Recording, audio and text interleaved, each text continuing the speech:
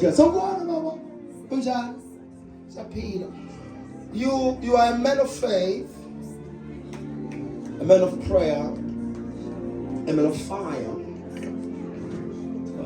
This has made you to be hated and be in heated conversations with a lot of people. Yageza about. Yeah. Yakholwa, yathandaza. Uyangizwa? Yeah. But lento ibangisa umsindo nabantu and you don't understand why. But God will help you. Amen. Unikeza sibambele inosi. Ngoba umhlonishwa sozi yaphakama. So we have to. So the Father is saying, great man, but later unezimpi ongas understand. I is none. Amen. As a cool. Amen. But great people, some older than you, Amen. some wiser than you, Amen. some moneyed more than you. Amen. Amen. But the Father says He will sustain you. He says, I did this so that your fire will be rekindled. Uthi ngenza lokhu ngoba bengifuna umlilo uphinde uvuthe. 2018 you had an incident eyakwenza wadawuthi ukukholwa kwakho. Amen. 2018 before COVID, before 2019. Amen. Yakwenza wadawuthi ukukholwa kwakho. It was like a dive into a dark space. Amen. But it started with a vision from 2017, November 8. Yes, 2017. Amen. You started seeing figures you don't understand in your dreams. Figures. People appearing in your dreams. Spirits appearing in your dreams. Amen. Forces appearing in your dreams. Amen. Battles after battles. Fights after fights. But there is someone who is leading you while you are dreaming. Kunomuntu okholayo while you are dreaming. But because of that atmosphere that is not controlled, kunomuntu owasuyangena 2018 lento yakujebhatize ukukholwa kwakho. Ngakuzwa muzwa? Amen. Usondaphi manje? Njengoba ngila iPaul. Yeah. Njengoba ngila iPaul ngifikele kwenye inkonzo kodwa namhlanje uzela. Ufike kwenye bowusondaphi 2018? 2018 bengise standard Mount Zion Deliverance Center. So because of the atmosphere you were in, right? Amen. Because of the atmosphere that you were in, you were seeing visions, but the visions that came ended up leading to an attack spiritually. Amen. An attack spiritually. As I'm talking to you right now, you are moving and walking around with a strange feeling. It's more like pain, more like a lump on your neck, the left side of your neck, more like stress, but it's not stress. Can I show him? The one I move on la, like Daniel. The one into Israel la, Israel la. The one into Israel la, like move on la. But the stress, it's something that you received as a mark from a vision in the spirit.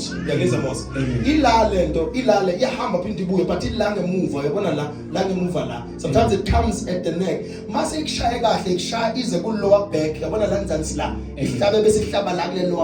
It's not age. It is something that was staged in the spirit while you entered the realms of dreams. So let's lift you to another level so that you are protected, preserved, and God will help you. Amen.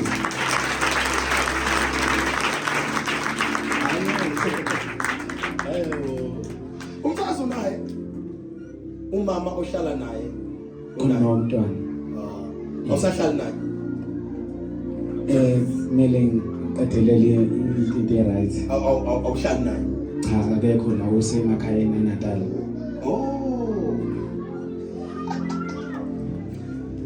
Yazi kuhlekani khona lo muntu ukhulume nami kodwa ngathi mina asuki naye eNatal lo. I'm telling you. I was going to go to a place in Durban, but 2 spaces to be precise. Amen.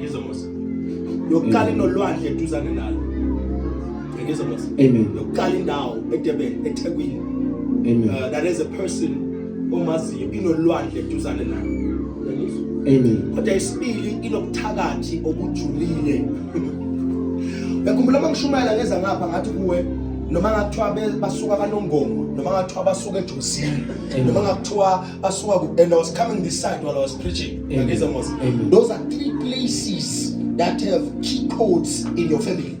Amen. Amen. To attack your family. Amen. Key codes are from those 3 places. Amen. That is bound there, mobility and ukuphakama komndeni wakho. Amen. But don't worry, God is setting you free from that. Amen. So have you met uNhlapho? Umfundisi omkhulu sengithi uNhlapho uBishop. Awukazi? Hayi bo, serious. Uyamdinga. Manje soba sesentini yenza njani? Uyamdinga. Khuluma nami. Mangifika ngilohlala ngiba nayo imbono ukuthi mangifika la youth bank yakhona imqondo nami kodwa mangifika la angizange saphesiwa.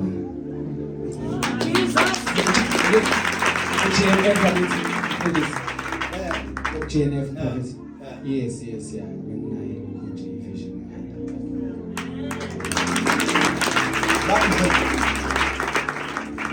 Masikhuluma sikaza ukuthi things are coming via vision.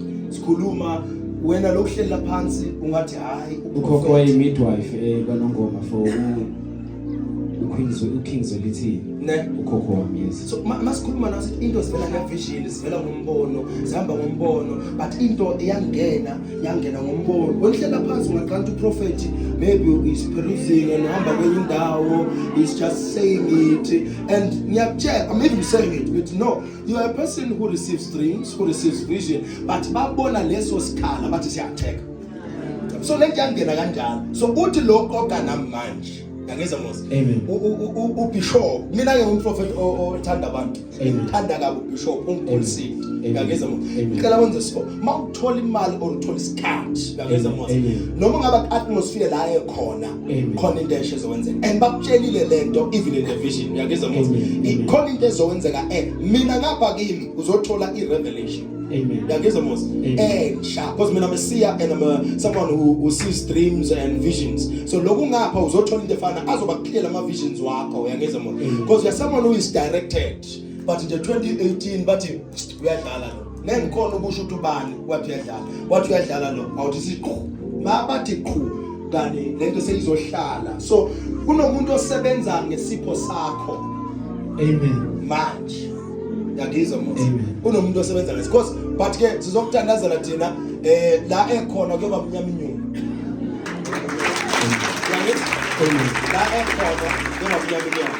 I believe God will help you and God will lift you. You came here so that your revelations and your visions will be clean and they will be clear in the name of Jesus. Uwazi bani nasontweni? Cha, angazi umuntu la inkonzo. Uyaqala ukufika. Niyamazi? Ngangafika ngikhumbula ukuza ngangithi ngangifuna una prayer nje wasadibana nawo ngakhona ngafika seniphume then umzala nomunye la ngikhonza khona wangitshela ukuthi ngikhona cha la wangitshela ukuthi kunebandla la because bengithi ayibandla nje khulekayo first time ngifuna lo then wathi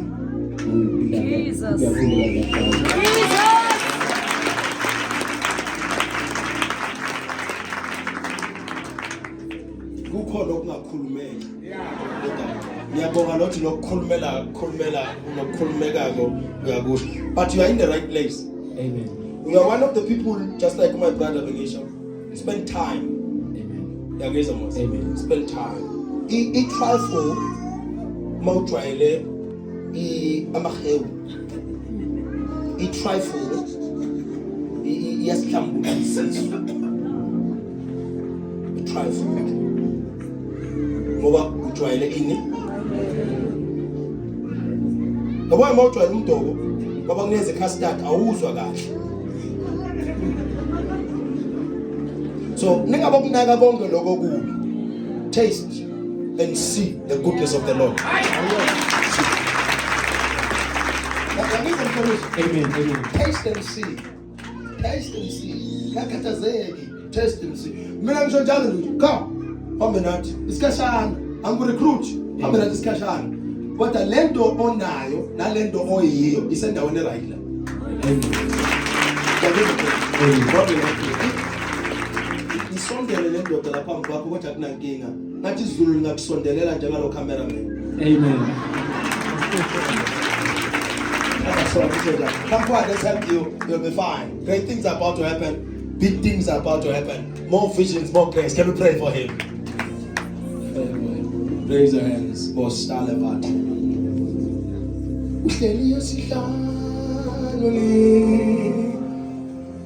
Sihlalo sobukhosi